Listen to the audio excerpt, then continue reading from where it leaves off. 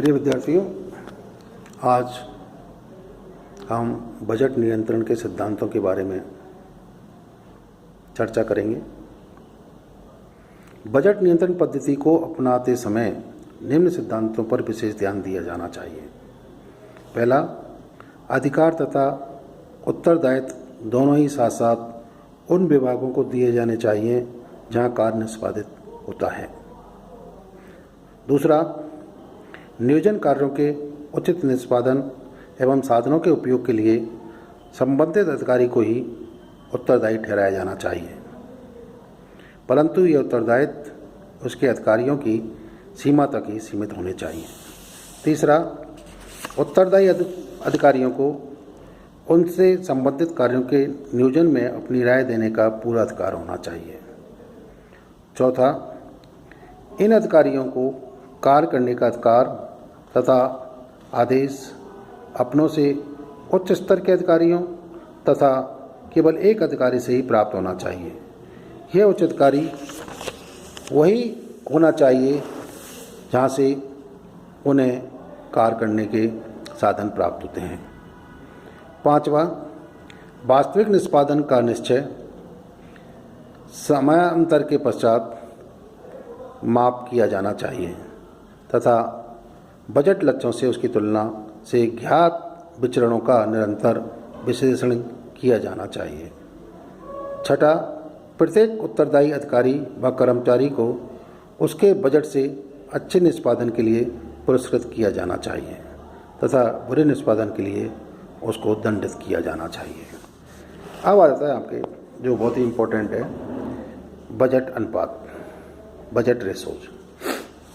ये आपके तीन तरह के अनुपात हैं। पहला है कैपेसिटी रेशो। इस प्रकार का प्रयोग यह ज्ञात करने के हेतु किया जाता है कि बजट में निश्चित कार्य घंटों की तुलना में सुविधाओं मशीनों का वास्तविक प्रयोग कम या अधिक किया गया है। इस अनुपात की गणना निम्न प्रकार की जा सकती है। Capacity ratio equal to actual hours worked, वास्तविक में कितने घंटे कार्य किया गया और कितने कार्य घंटे उसको अलॉट किए गए थे, और जब दोनों को इसको आने के बाद उसको 100 से मल्टीप्लाई कर दिया जाता है, जिससे कि उसका परसेंटेज ज्ञात हो जाता है। दूसरा है एफिशिएंसी रेशो। एफिशिएंसी रेशो निम्न प्रकार ज्ञात की जाती है। Standard hours produced divided by actual hours worked multiply by 100। और तीसरा है क्रियाशीलता अनुपात, एक्टिविटी रेशो। यह अनुपात बजट अवधि में प्राप्त क्रियाशीलता के स्तर का माप करता है। उसकी गणना हेतु वास्तविक उत्पादन के प्रमाप घंटों में बजट घंटों का भाग देकर 100 से गुणा किया जाता है।